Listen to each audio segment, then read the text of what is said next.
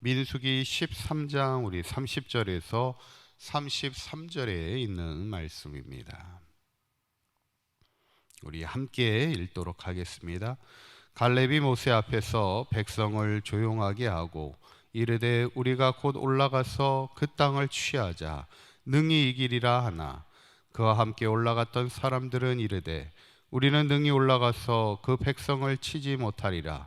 그들은 우리보다 강하니라 하고 이스라엘 자손 앞에서 그 정탐한 땅을 악평하여 이르되 우리가 두루다니며 정탐한 땅은 그 거주민을 삼키는 땅이요 거기서 본 모든 백성은 신장이 장대한 자들이며 거기서 네피림 후손인 아낙 자손의 거인들을 보았나니 우리는 스스로 보기에도 메뚜기 같으니 그들이 보기에도 그와 같았을 것이니라. 아멘. 할렐루야.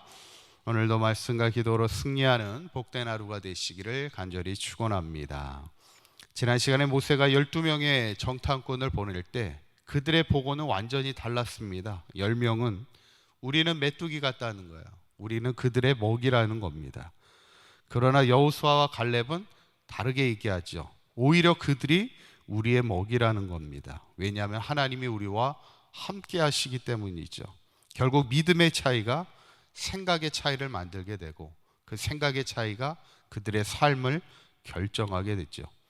저는 바라기는 우리도 여호수아와 갈렙처럼 항상 이 땅을 살아갈 때 믿음의 눈을 가지고 흔들림 없이 항상 담대하게 살아갈 수 있는 우리 사강교회 모든 성도님들이 되시기를 간절히 축원합니다.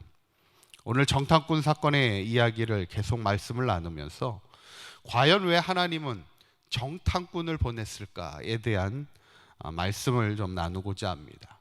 물론 당시 이제 전쟁을 할 때는 상대방의 정보를 잘 알아야 전쟁에 이길 수가 있는 겁니다. 그래서 상대방에 미리 정탐을 보내는 것이 전쟁의 기본인데 특별히 하나님이 정탐꾼을 보낸 이유는 또 특별한 이유가 있습니다. 그것은 바로 뭐냐면 하나님은 이스라엘 백성에게 믿음의 확신을 갖고 살아가기를 또 믿음의 확신을 가지고 그 땅을 정복하러 나아가기를 원하셨다는 겁니다.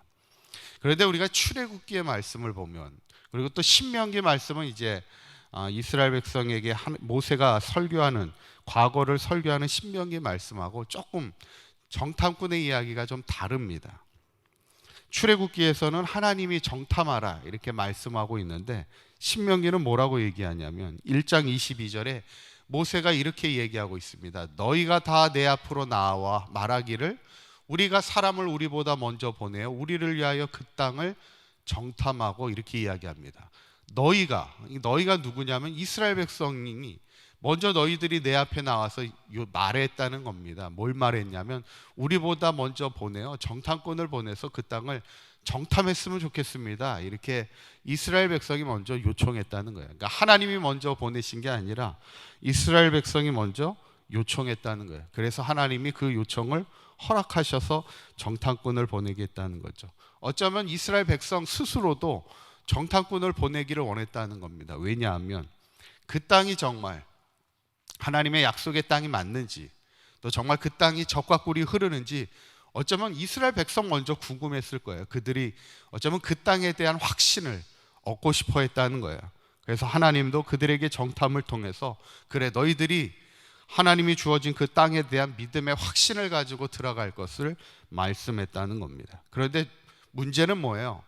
정탐을 마치고 왔을 때 믿음의 확신을 가진 사람은 2명밖에 없었다는 거예요. 12명 가운데 하나님이 원하셨고 또 이스라엘 백성도 원했던 그 땅에 대한 확신을 2사람밖에는 가지지 못했다는 겁니다.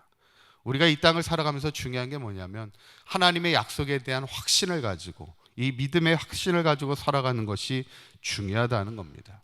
그런데 오늘 성경을 보면 우리 한 사람 한 사람이 믿음의 확신을 가져야 되는 중요한 또 다른 이유가 나오고 있는데 30절에 있는 말씀입니다.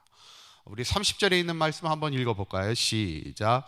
갈렙이 모세 앞에서 백성을 조용하게 하고 이르되 우리가 곧 올라가서 그 땅을 취하자 능히 이기리라 하는. 지금 갈렙이 뭐라고 얘기하냐면 능히 이기리라 믿음의 확신을 고백합니다. 그런데 이 고백이 중요한 게 뭐예요? 처음에 9절에 보면 갈렙이 모세 앞에서 누구를 조용하게 합니까? 백성들을 조용하게 했다는 거예요. 지금 백성들이 어떤 사람들이에요?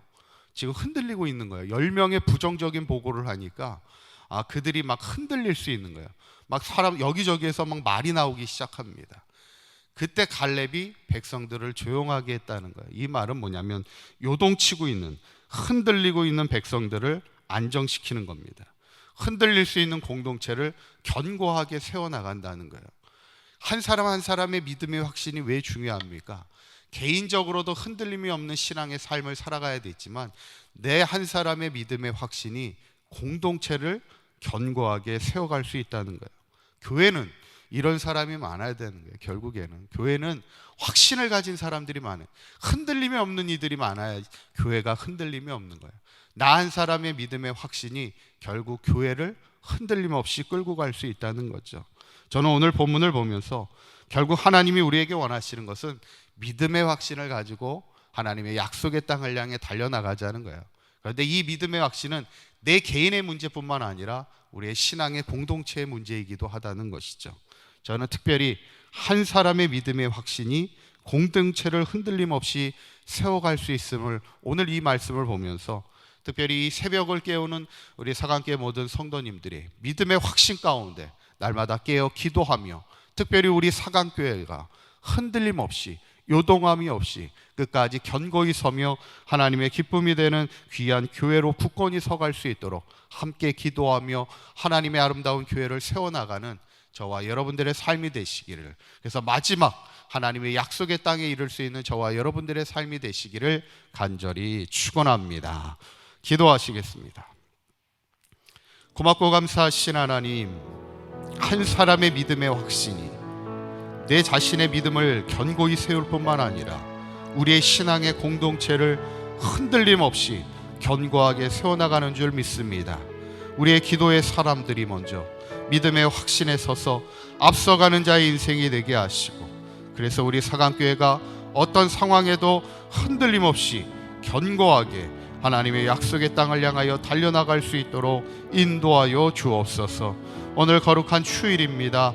우리 사강교회 모든 성도들 하나님의 전에 나와 온전히 하나님을 예배하게 하시고 그것이 우리의 기쁨이 되게 하시고 또 하나님 앞에 영광이 되게 하시며 오늘도 주님이 예비하여 주신 큰 은혜와 복을 누리는 복된 하루가 되게 하여 주시옵소서. 우리 주 예수 그리스도의 이름으로 기도하옵나이다. 아멘.